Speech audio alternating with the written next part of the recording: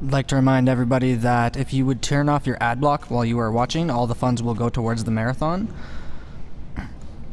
Also, all money from subscriptions will go towards Doctors Without Borders as well.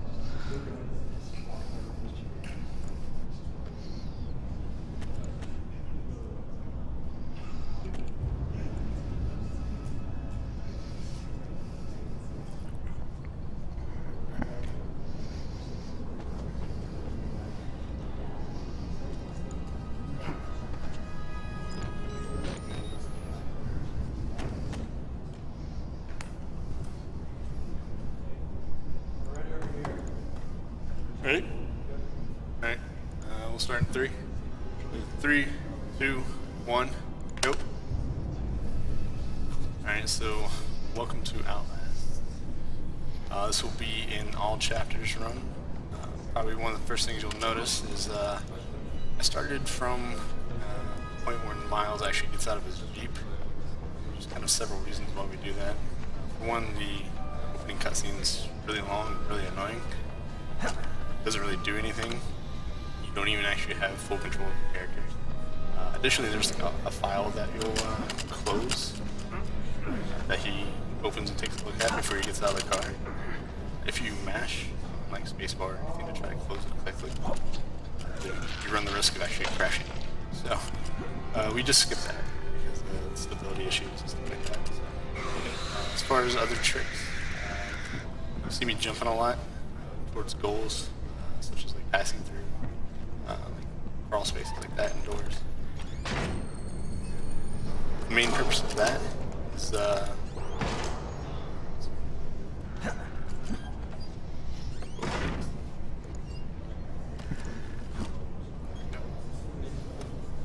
so the main purpose of like jumping is jumping forward while running is actually the fastest form of movement.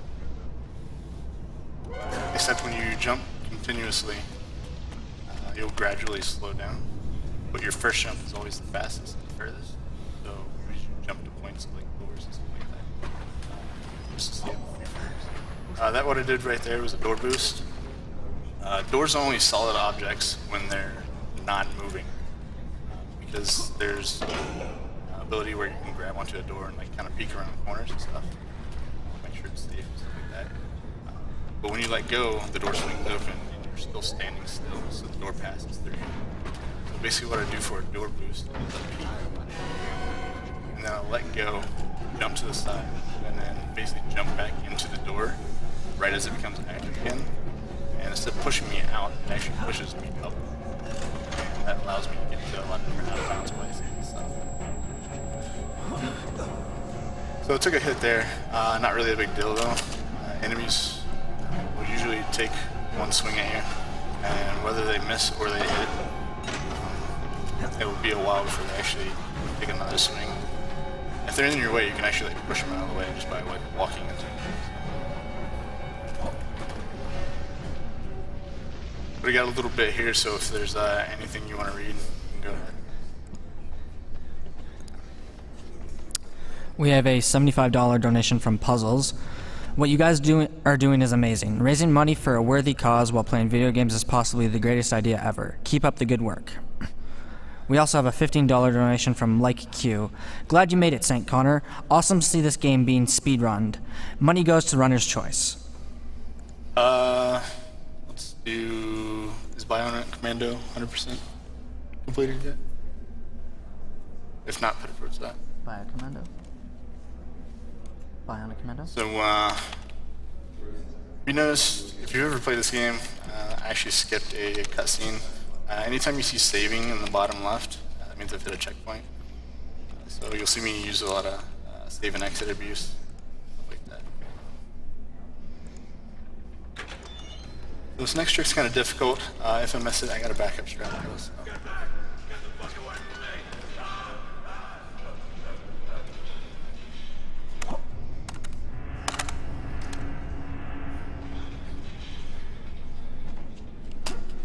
I got it. Sweet. So those pauses that I'm doing while I'm out of bounds, occasionally if you're like deep out of bounds, where there's like nothing near you, the game will black out. The way this game works is everything's like procedurally generated, as far as like it only loads what's visible to you. To do it to like save memory and stuff like that. Oh, I got dragged. Try to dodge him. Yeah, he juked me good. He's like, nope, not having it. So that's one of the twin brothers that we lovingly call the Donger brothers. So you can kind of see with their wang hanging out there. But so this next trick we call the Kitty Pride. If you're a Marvel fan, you'll kind of see why here in a second.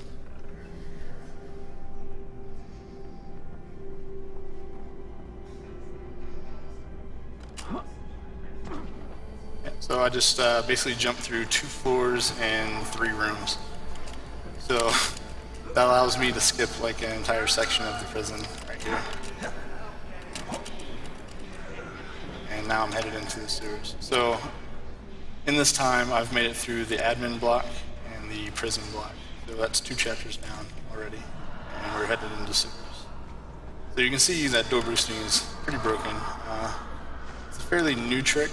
It's been around for a couple months, and because of that, it's actually made 80% like down to less than 10 minutes. So it's a really broken way. And if I have some time, I might show it off at the end. I won't do a full run up, of course, but I'll at least show the trick depending on how things go here. But coming up in the sewer here, this next room I enter, there's 2 valves that I gotta turn off. Unflood the little ladder off to the right here, but I don't feel like doing that, so I'm gonna do yet another door boost and skip about half the sewer.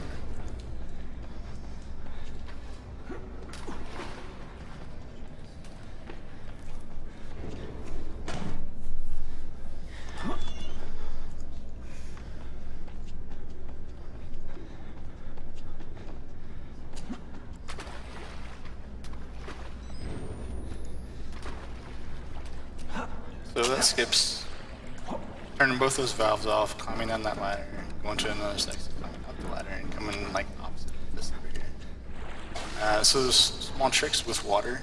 Anything that slows you down in the game can actually be jumped through. So instead of just like walking really slow through it, jumping is actually a lot faster. So it's like the one point jumping continuously is actually very useful.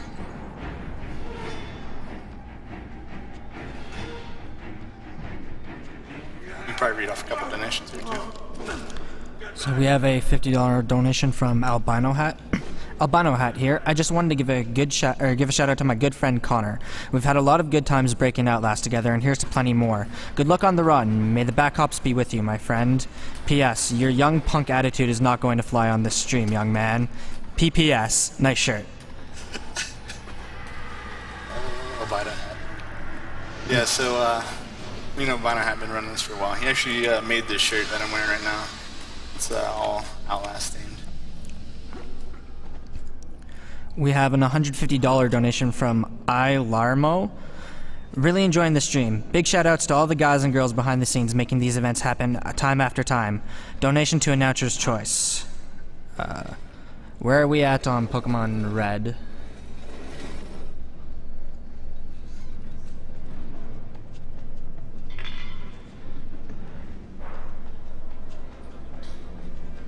So this next trick's kind of difficult, so if you don't mind, I'm going to get some serious time here.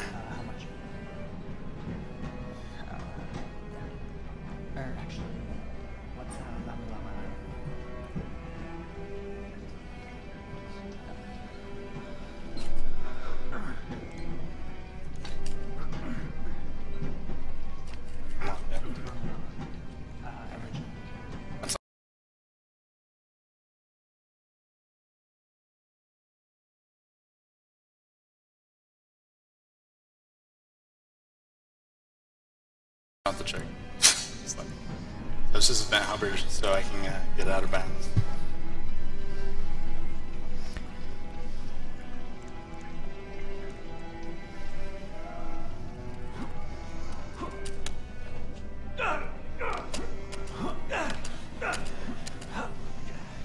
So that's what we call the Disco Inferno. It skips a huge portion of the game. In fact, it skips a whole section where Dr. Traeger cuts off your fingers. So if you notice real quick, I still have my fingers intact. So I skipped that whole section, but this whole section's not loaded correctly, so it blacks out. But I hit a checkpoint there. So I reload, continue from there. And because I skipped him, I'm not supposed to, I now don't have my fingers anymore. Because the game recognizes that you're past Traeger. So they're like, well, we're just gonna take your fingers.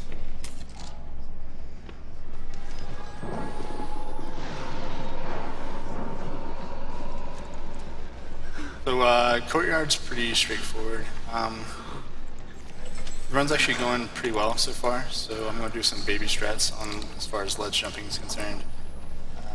But there's not much going on in this, so if there's any more incentives or any more donations, you can read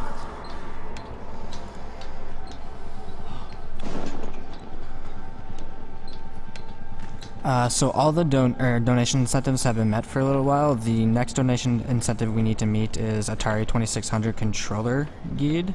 That's for El Ventio. That's at 20 out of $250. So when I'm talking about ledge jumping, normally I can just like jump to the ledge and it will like put me on it and I can just kind of like run around it.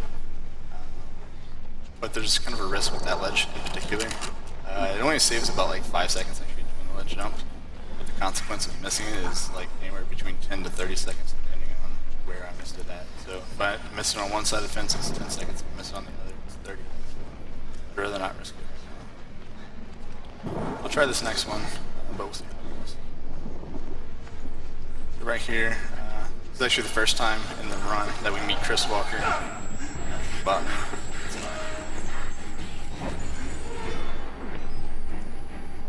Actually gotta wait a minute here for my health to kind of catch back up.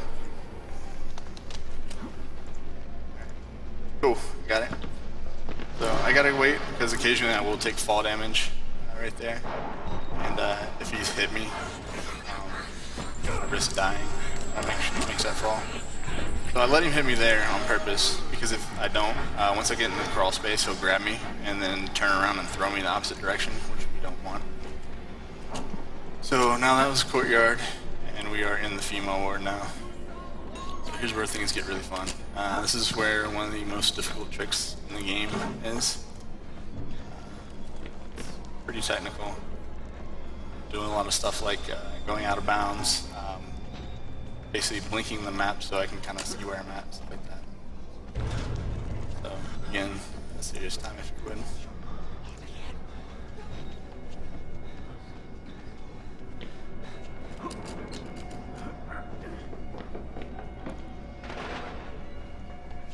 So this door's not supposed to open, but it does. And crawl under here, crawl back out, out of bounds.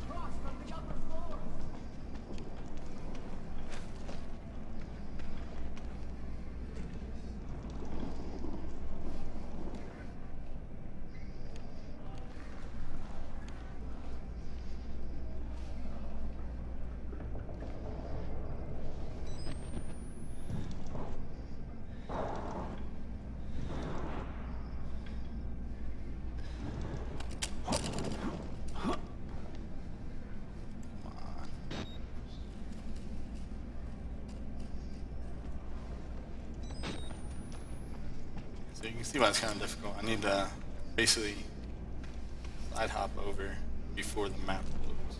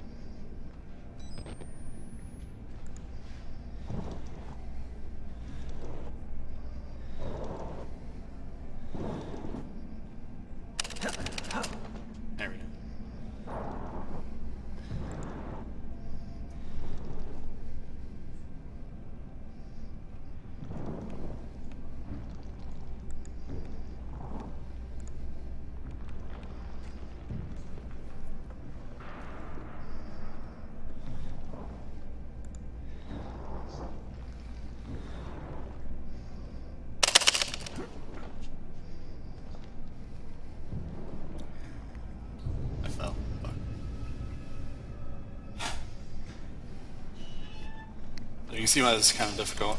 I can't see anything. There's a very slim edge, and it's just out of bounds that I have to walk onto. Really hard to do.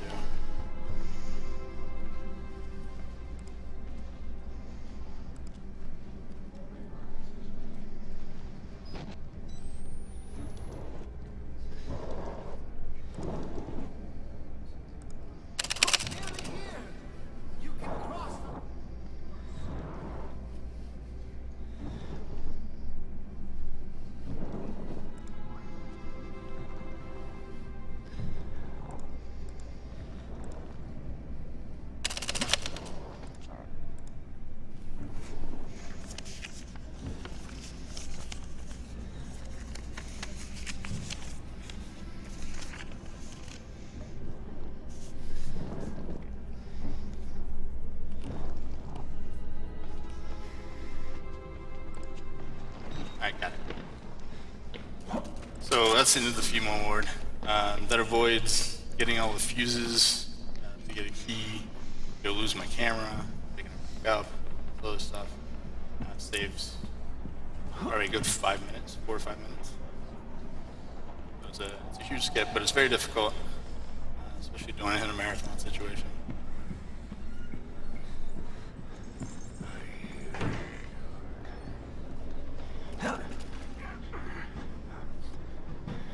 So one more big trick to do for sequence breaking again. I'm in the return to admin block section now, so got one more chapter to go. And I'm actually in the very beginning of this section. Going to be in the next.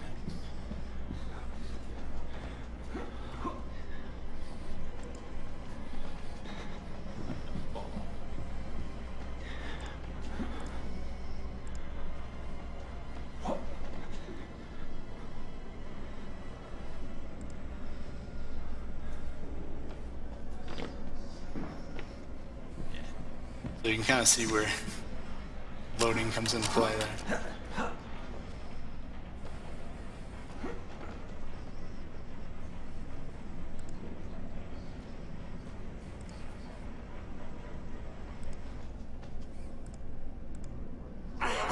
Got it. So now I'm in the underground lab section, which is the last chapter in the game. This chapter is pretty straightforward.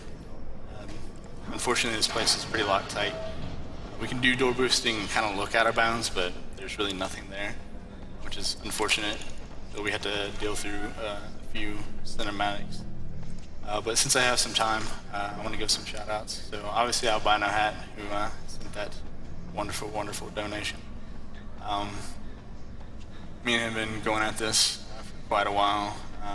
He's been constantly like getting world records, losing it, and then getting them back. So he actually has the world record right now, I think, for 80% with a 9:46. So extremely fast. Also, Wrong Warped, one of my buddies actually helped, kind of got me into this game back in like November, December timeframe. He's helped find a lot of stuff, even accidentally find stuff, and so we've gone through different iterations of that. Luigi's, he's gotten tons of world records. Him and Albino Hat like went head to head for like a long time. And then there's like a big PS4 community as well. This game's on PS4, obviously, PC, and just came out on Xbox One too. So it's definitely out there. So I suggest picking it up. It's a really good game, despite how I'm showing it to be. I mean, these aren't things that you can just casually do. We had to hunt really hard to find some of this stuff. But for a while we were, 80% was sitting around 43 minutes, the longest time. Until the PS4 community came along, and they really helped break the game. They're the ones that actually found like the door boosting and like several other tricks and stuff like that. So basically, once door boosting was found, it opened up the door, so to speak. No pun intended. For the rest of the game. This is Vernecki. He's a big player in the story. Really ugly looking. But shout outs to Red Barrels for making a great game. Obviously a very disgusting game. It's just a flesh wound. But this is a really quality game for being an indie game and stuff like that. Like casually, it's about a 4 or 6 hour game. Probably playing it through for the first time. Unfortunately, I skip a lot of cool people. Like Dr. Traeger is like amazing in this game. The voice acting is like really well done. Dialogue's really well done and stuff too. Chris Walker, the big guy, just kind of lumbers around. Skip him. Stuff like that. I only get like one interaction with him really, and that's him getting murdered by the Wall Rider. Bernecki's giving this big speech right now about the Wall Rider and who he is. And there's this big underground program. They're basically under an insane asylum, and they're using the people in the asylum as the test subjects for basically bioweapon engineering and stuff like that. And they use these nanobots to basically create this almost ghastly image based on the consciousness of like people and stuff like that. Really twisted. Ironically, the story kind of reminds me of a lot of Resident Evil. I don't know if that's where they get their inspiration from, but it's like you got this mansion that's out in the middle of nowhere, this lab underneath it. They're using people to use like bioweapons. You got like Chris Walker who follows you everywhere, trying to kill you, just like Nemesis would. So there's like a lot of similarities and stuff like that, which I find pretty curious.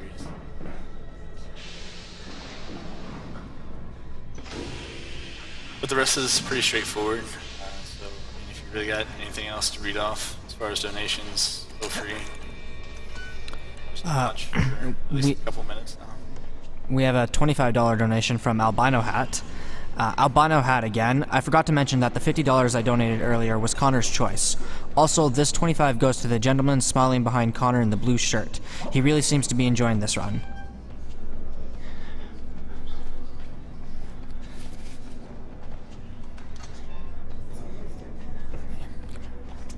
We also have a $5 donation from Gigo.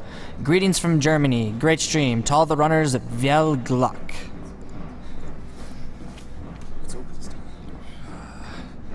Here, actually go to that. So right now what I'm doing is Bernecki basically tells you the only way to kill the Wall Rider is to kill this guy named Billy, who's strapped up in this machine and basically controlling the Wall Rider. So you gotta turn off his oxygen and cut off the power as well. And we'll pass by Billy and say hi to him on the way to the next part. Needless to say, it sucks to be Billy. Hi, Billy.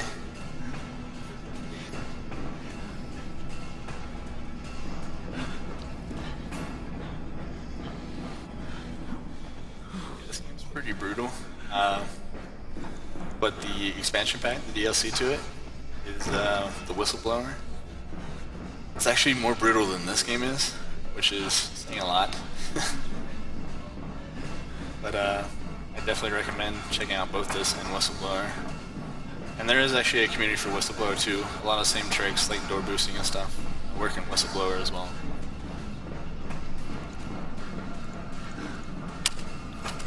So coming up on one more trick, the last kind of big trick of the game.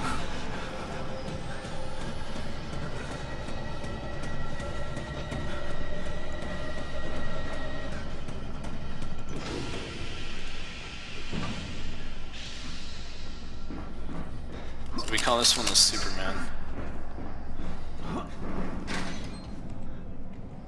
Kind of see why.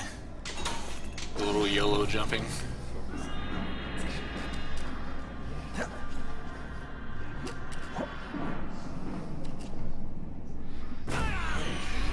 So instead of going all the way back down and then trying to jump across that bridge again and going into the cutscene, we do a little bit of climbing off the rails and then YOLO jump into the cutscene instead. Saves a decent amount of time. Now we just gotta activate killing Billy pretty much. Final stage here.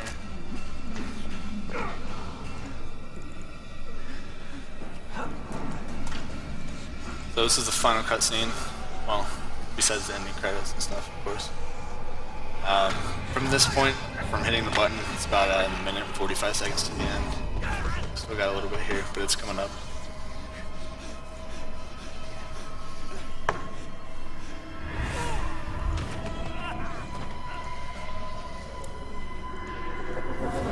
Miles has been through hell. He's about to go through a little bit more here.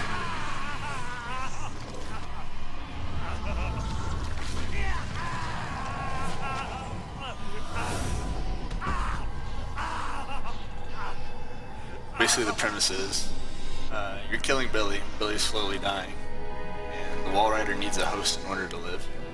And unfortunately, Miles is the closest living thing.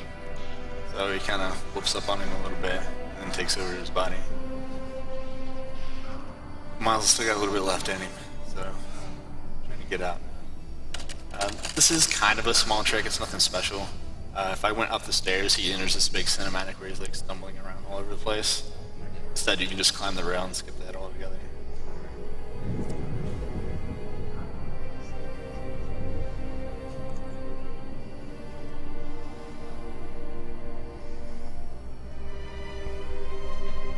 We can kind of do a swag moonwalk. Moonwalk our way to the end.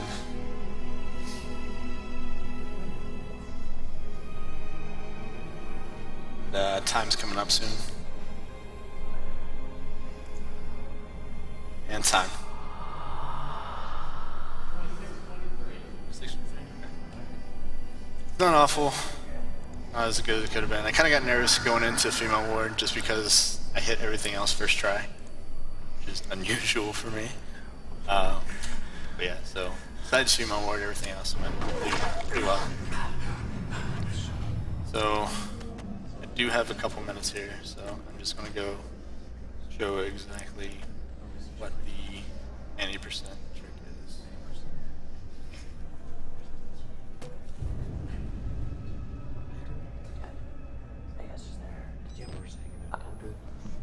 So it involves the same door boost we did early in the game, instead we go a different direction with it.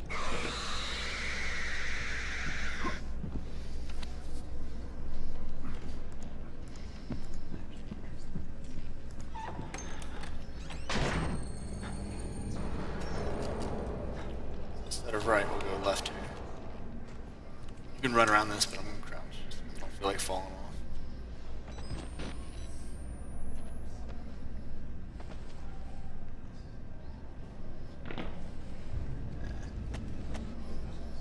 It's not supposed to boost me up like that. Fortunately, it did. This trick only takes a few seconds anyways.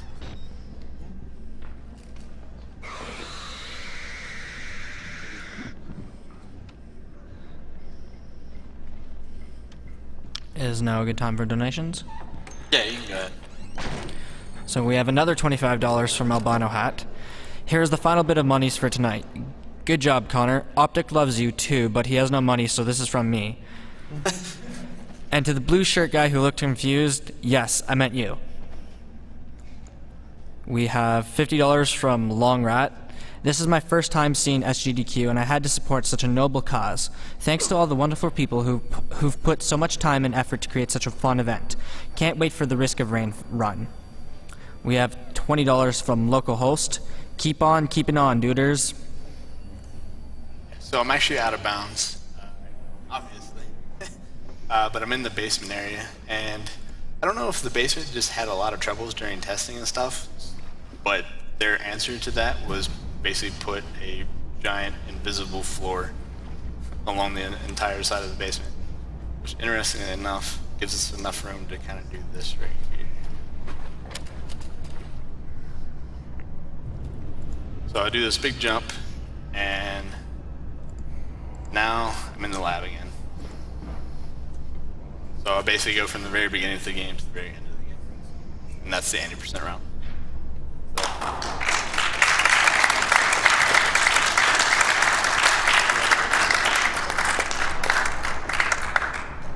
So thanks for watching, thanks for your donations, especially for the incentive and stuff like that.